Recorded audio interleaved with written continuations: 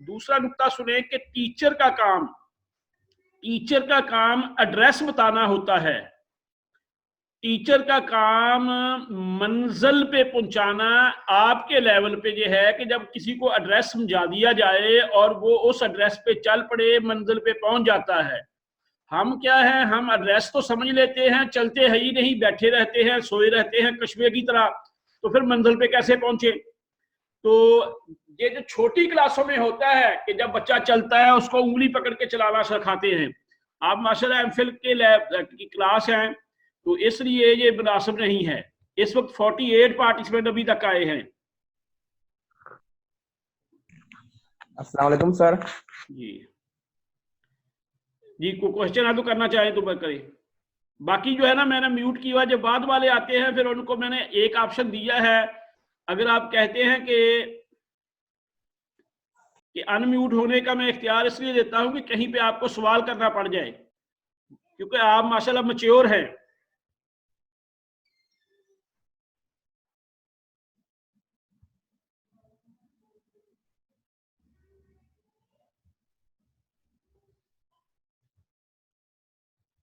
ले जी, हम इसका आगाज करते हैं क्योंकि हमने शेयर करनी है। अच्छा, इसको हमने जी energy, environment and atmospheric pollution, 3 जो है ना चीजें इसमें ऐड कर दी हैं। और इसके बाद तकरीबन हमारे 2 वीक होंगे क्लासेस के। उसके बाद हम जो है ना एक टॉपिक आपको अलाट किया करेंगे, उस टॉपिक के मुतल्लिका क्विज मैं बना लाया करूंगा, आपसे हम डिस्कशन किया करेंगे, आप भी वो तैयार करके आएंगे, पहले से आपको गाइड कर दिया जाएगा। ले जी, energy, environment and atmospheric pollution.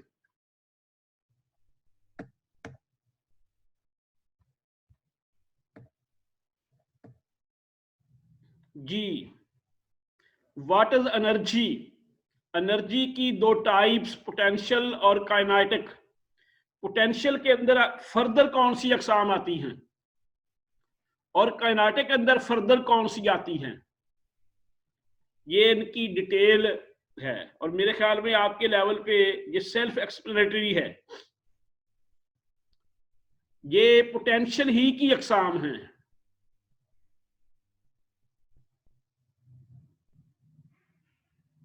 आगे 2 किस्में हमने की हैं, रिन्यूएबल एनर्जी और नॉन रिन्यूएबल एनर्जी। ये रिन्यूएबल एनर्जी जो है ना, ये उसकी अकसाम है, सोलर, विंड, हाइड्रो, बायो और जियोथर्मल। यानी इनको हम अगर आप यूज भी करते रहे, कंज्यूम भी हम कर रहे हैं, हमारे कंज्यूम करने से ये खत्म नहीं होगी, क्योंकि सूरज से 1 सेकंड में चारों साइडों में उसके जो स्फीयर से यानी एनर्जी रिलीज होती है ना, वो अमेरिका की बिलियन ईयर्स की एनर्जी यूज के लिए काफी है। ये बकायदा एक प्रेजेंटेशन दी गई थी आपको, उसमें एग्जैक्ट फिगर्स भी लिखे गए थे। ये नॉन रिन्यूएबल एनर्जी रिसोर्सेज हैं, जिसमें न्यूक्लियर है।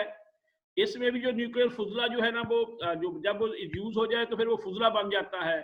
कोयल है, गैस है, पेट्रोलियम है, पेट्रोल भी खत्म हो जाता है। अब पेट्रोलियम इतना ज्यादा यूज हो रहा है, इसकी बड़ी वैल्यू है, जो ममालिक पैदा करते हैं वो बड़े तरक्की याफ्ता हो गए हैं। ये इसके अंदर बकिया से एनर्जी कितनी ज्यादा है, स्लाइड हमने देखी थी कल भी।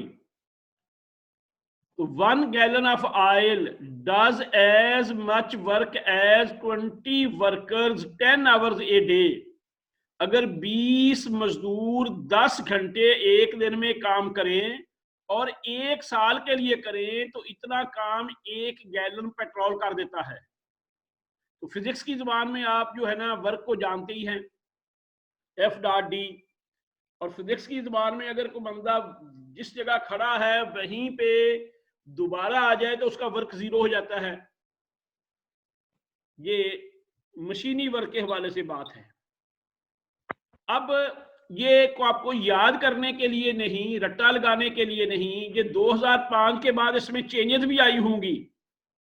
हो सकता है लेटेस्ट इसकी पोजीशन और हो कि किस मुल्क के अंदर जो टोटल ऑयल है उसका कितने % है।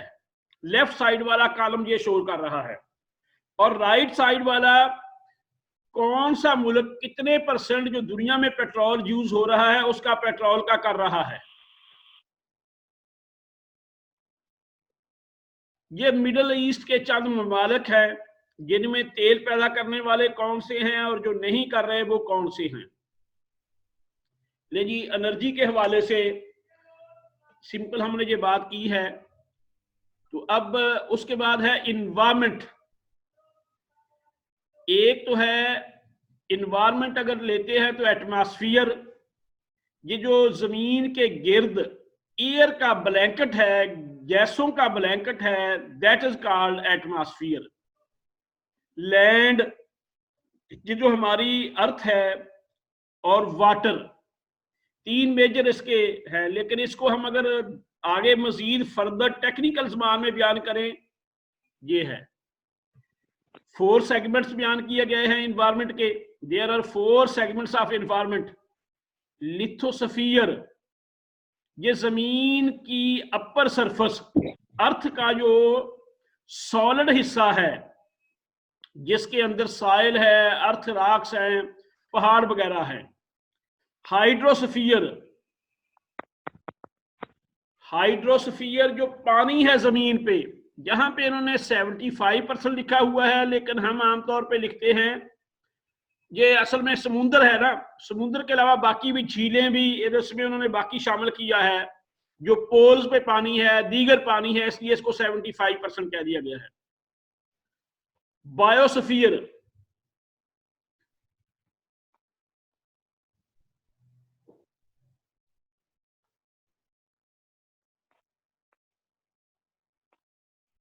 ये बायोटिक और ए बायोटिक चीजों को जो सपोर्ट करता है हमारा। एटमॉस्फेयर, वही बात जो जमीन के गिर्द एयर का गिलाफ है जो तकरीबन 1600 किलोमीटर जमीन की सरफेस से ऊपर तक है। ठीक है जी, तो इसके अंदर ये चीजें हैं। आगे आ गया जी पोल्यूशन। 3 टाइप की पोल्यूशन, बल्कि 4 टाइप की लिखी है। Air, water, land, noise.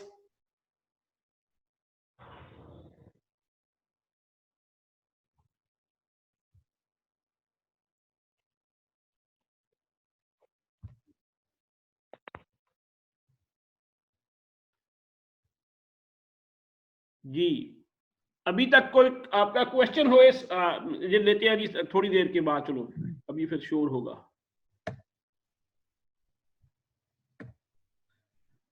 चलिए, ये मेजर इन्वायरमेंटल प्रॉब्लम्स हैं, जो हमारा माहौल है इसके बड़े बड़े प्रॉब्लम्स क्या हैं, ये उनकी लिस्ट है। ये आपके सामने है कि ये इन्वायरमेंट के मेन प्रॉब्लम्स हैं। मिसाल के तौर पे लेफ्ट साइड वाले अगर हम ऊपर देखें, एयर पोल्यूशन। दूसरा है कि ग्लोबल क्लाइमेट। अच्छा जी, क्लाइमेट और वेदर और सीजन। वेदर होता है वक्ती, यानी फॉर द टाइम बीइंग। मसलन आज ही सुबह के वक्त का मौसम, दोपहर को अगर बादल आ जाए तो वेदर और हो जाएगा। सीजन, ये हमारे जो 4 सीजन हैं, बहार, खजां। और क्लाइमेट तकरीबन 30 ईयर तक जो किसी इलाके के अंदर जो चेंजेस आई है, जो मौसम रहे हूं, उसकी स्टडी, उसका जो एक कंसोलिडेटेड जो है ना, उसे हम क्लाइमेट कहते हैं। स्ट्रेटोस्फेरिक ओजोन, ये ओजोन लेयर हमारे ट्रोपोस्फियर में नहीं है, स्ट्रेटोस्फियर में है, इसलिए ये बात की गई है, स्ट्रेटोस्फेरिक कहा गया है इसे। तो ये सारे वही चीजें हैं। नीचे अगर देखें कि वेस्ट प्रोडक्शन, सॉलिड वेस्ट, तो ये सारी चीजें ये भी अगर देखें तो सेल्फ एक्सप्लेनेटरी हैं। ये इनमें मेन जो है ना आपके लिए क्वेश्चन अगर हम देते हैं कि राइट द नेम ऑफ, लेकिन ऐसे सवाल आपके लेवल पे कम ही होते हैं कि 5 major environmental problems, right 6 major environmental problems, उनके नेम लिखें या उनमें से 2 को एक्सप्लेन करें। ये इस तरह के असेसमेंट में सवाल एक आध आ सकता है। तो ये है कि देखिए, आपके लिए मेमोराइज कराना चीजों को इंपॉर्टेंट नहीं होता, देखिए मेमोराइज की हुई तो बहुत सारी चीजें हम टेबल से देख लेते हैं, कहीं और से देख लेते हैं। असल में अंडरस्टैंडिंग डेवलप करना, यानी इन्वायरमेंट क्या एक मसला नहीं, इतने सारे प्रॉब्लम्स हैं। अगर आपने रिसर्च करनी हो तो इन सारे प्रॉब्लम पे हो सकती है। हमारे यहाँ अक्सर स्टूडेंट्स क्या होते हैं कि जब उन्हें कहते हैं ना जी थीसिस करो, वो कहते हैं जी किस मौजू पे करें। अब फूड सप्लाई प्रॉब्लम्स, अब फूड को जब सप्लाई करते हैं जी वो किस चीज में सप्लाई करें। अब जिस चीज में जब सप्लाई करते हैं वो किस चीज की बनी हुई है, वो कहाँ से लेनी है, और जब उसको हम फेंकेंगे कहाँ फेंकेंगे, वो माहौल को इन्वायरमेंट को गंदा करेगी नहीं करेगी। जैसे हमारे यहाँ आजकल ये प्लास्टिक के जो शॉपिंग बैग्स हैं, इसके बारे में बड़ी मुहिम चल रही है कि हम कोई भी चीज किसी बेकरी से लाएं, किसी और स्टोर से लाएं, फ्रूट लाएं, वो शॉपिंग बैग में होता है। अब वो जो वहां का शॉपकीपर है उसका सप्लाई करने का, बल्कि हमारी कुछ बहुत सारी दूध दही की दुकानें वो भी इनमें दूध डाल के देती हैं, फिर पैकिंग के लिए भी ये होते हैं। तो उस तरह के वो चीजें कहाँ कैसे करें। आजकल वो बर्तनों वाला सिस्टम कम हो गया है, तो ये चीजें जो है ना जितनी सिंपल रखेंगे तो उतनी पोल्यूशन कम होगी। ये मेजर प्रॉब्लम्स हैं। अब वही उसकी काजेस, ये पॉपुलेशन बहुत तेजी से बढ़ रही है, हम सस्टेनेबली अनसस्टेनेबल रिसोर्सेज ज़्यादा यूज करते हैं, यानी कोयला ज़्यादा यूज करते हैं, पेट्रोल ज़्यादा यूज करते हैं, लकड़ी का यूज ज़्यादा करते हैं, लेकिन हम सनलाइट का नहीं करते, बाकी चीज़ों का नहीं करते। अब देखें ना, गोबर गैस के अगर हम प्लांट लगाएं किसी हद तक, इससे एक तो यह है कि वही फुजला दोबारा हमारा एज ए खाद जमीन के अंदर, पहले भी हमने जमीन के अंदर यूज करना है, अगर उसको गोबर प्लांट के अंदर से निकाल के यूज कर लें उसे कोई फर्क नहीं पड़ता। आगे जी एयर पोल्यूशन के हवाले से बात आ गई कि एयर पोल्यूशन या हवा के अंदर क्या क्या चीजें हैं।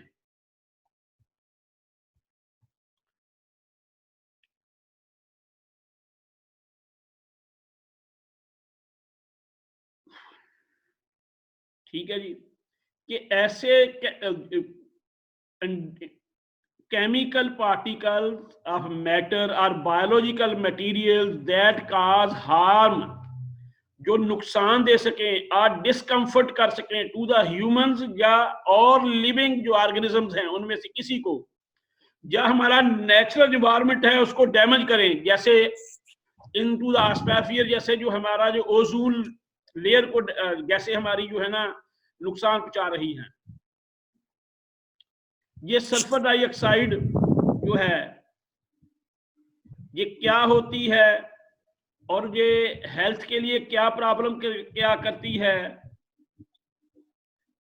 और जो हमारे यहाँ एसिड रेन होती है उसके लिए इसका क्या है, और इसके मेजर सोर्सेज क्या हैं। कि जब हम कोयले को और ऑयल को जलाते हैं तो फिर अपने प्लांट्स के अंदर दीगर जगह वहां से ये निकलती है SO2। अब नाइट्रोजन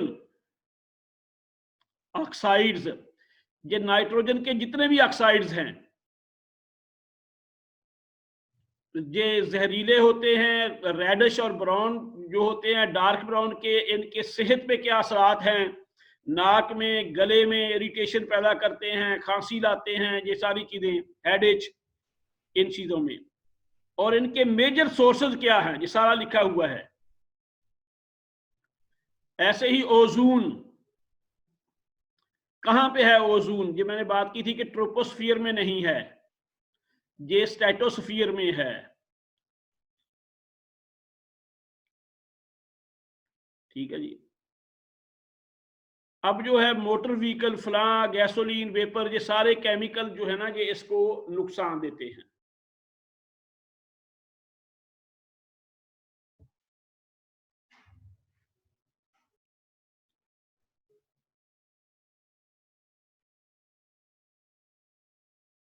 ये देखें हमारे जो है ना जमीन के ऊपर प्लांट्स, इस वक्त जो है ना हमारे खासतौर पे पाकिस्तान में गवर्नमेंट की तरफ से कोई पाबंदी नहीं, कोई 5 एकड़ का घर बना रहा है, कोई 12 एकड़ का बना रहा है, कोई कुछ कर रहा है, कहीं पे बहुत ज्यादा कंजस्टेड पॉपुलेशन है, तो जिसकी बिना पे हमारी ज़रूरी जमीन भी कम हो रही है, जंगलात भी कम हो रहे हैं, पौधे लगाने का हमें शौक नहीं।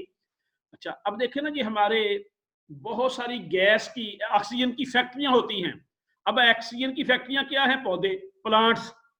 अब अगर हमारी जमीन वीरान पड़ी हो, बंजर पड़ी हो, जैसे थल के इलाके हैं, चोलिस्तान के इलाके हैं, कोई और इलाके हैं, अगर हम वहां पे ये ऐसी चीजें लगाएंगे तो हमारा इन्वायरमेंट बेहतर होगा। ये जो इन्वायरमेंट को खराब करने वाले डीजल इंजन, पावर प्लांट्स, ये हमारी जो इंडस्ट्रीज है, स्मोग, धुआं,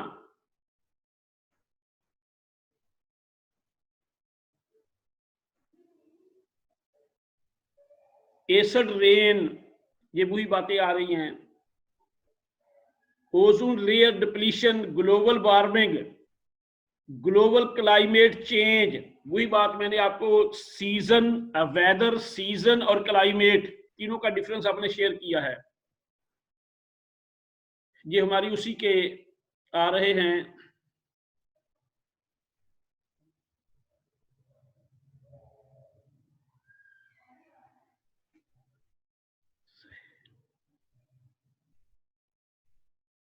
एयर पोल्यूशन के इफेक्ट्स इकोसिस्टम पे हो रहा है कि रिडक्शन ऑफ विजिबिलिटी। पिछले दिनों आपको पता था कि स्मोक बहुत हो गई थी, तो हमारी जो ट्रैफिक का दो तरह की ये चीजें होती हैं। एक तो बारिश के बाद की स्मोक, एक पोल्यूटेंट जो है ना एयर के अंदर जो चले जाते हैं उनकी। बल्कि इवन के सऊदीया में पिछले दिनों उम्रे पे गया हुआ था, वहां पे वो आंधी, वहां पे अक्सर सहराई इलाका है, जब आंधी वगैरह तेज हवाएं चलती हैं वहां पे यूनिवर्सिटियों तक को बंद कर देते हैं। ये सारे उनके एयर के एसिड रेन पोल्यूशन के वाले से बातें आ रही हैं। अब आ गई जी water pollution.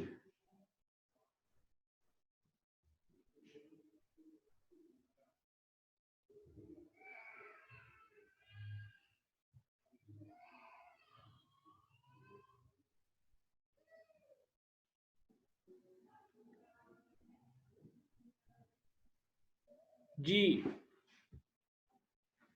water pollution is the presence in the water of an harmful or objectionable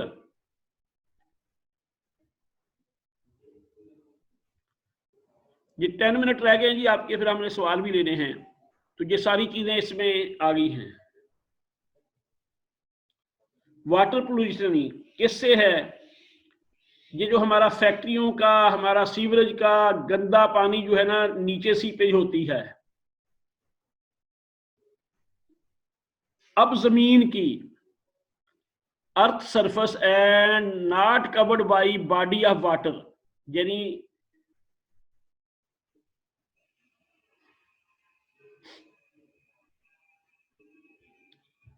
ये हाउस होल्ड चीजें जो हम अपना गंद, कूड़ा, क्रिकेट, कमर्शियल वेस्टेज और दीगर चीजें फेंक देते हैं,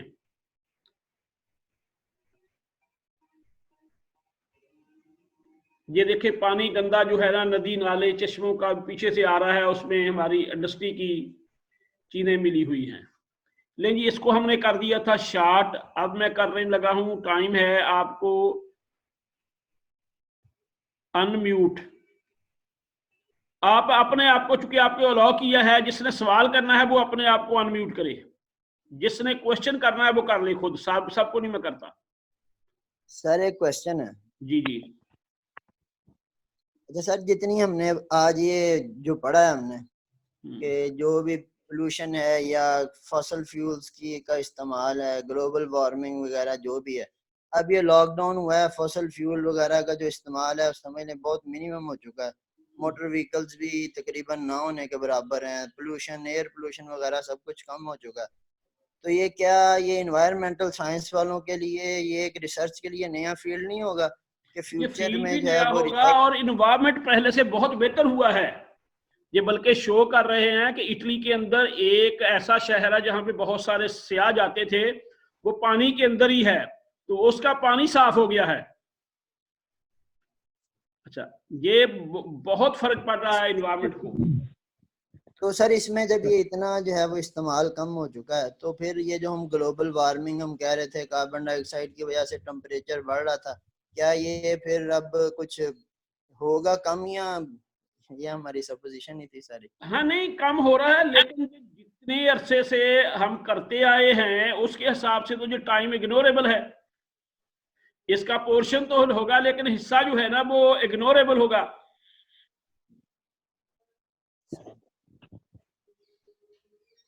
जी सर मेरा क्वेश्चन है, जी जी सर क्लाउड में इतनी मिकदार में पानी होता है, बहुत ज्यादा मिकदार में, जी जी। तो सर जब ग्रेविटी हर चीज को अपनी तरफ अट्रैक्ट करती है तो फिर ये क्लाउड जमीन पे क्यों नहीं गिर जाते?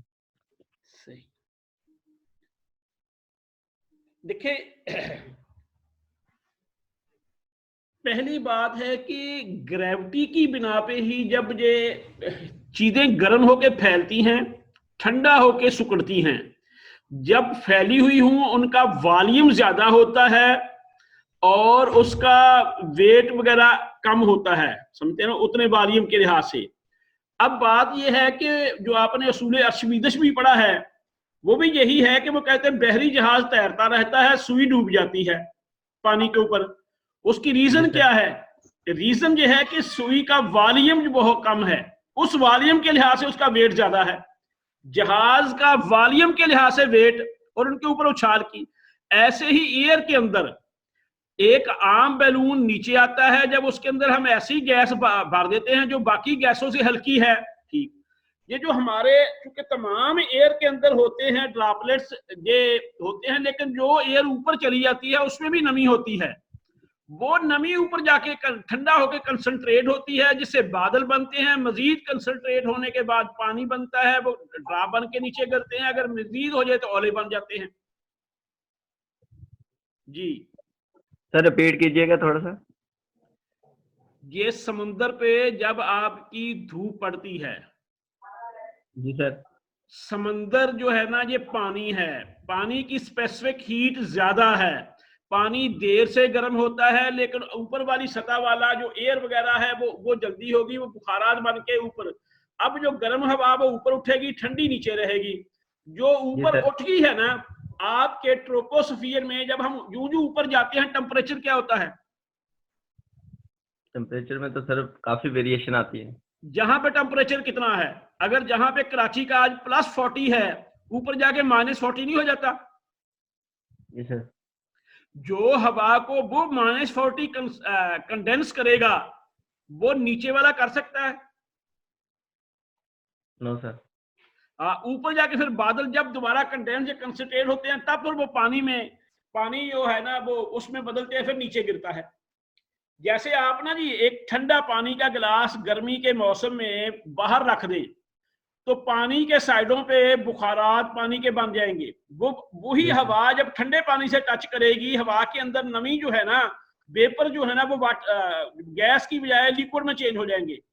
ऐसे ही ये बुखारात ऊपर जाके जब ठंडे होते हैं वो लिक्विड में और सॉलिड में चेंज हो जाते हैं। सॉलिड के ओले हैं जी। ठीक है सर, थैंक यू।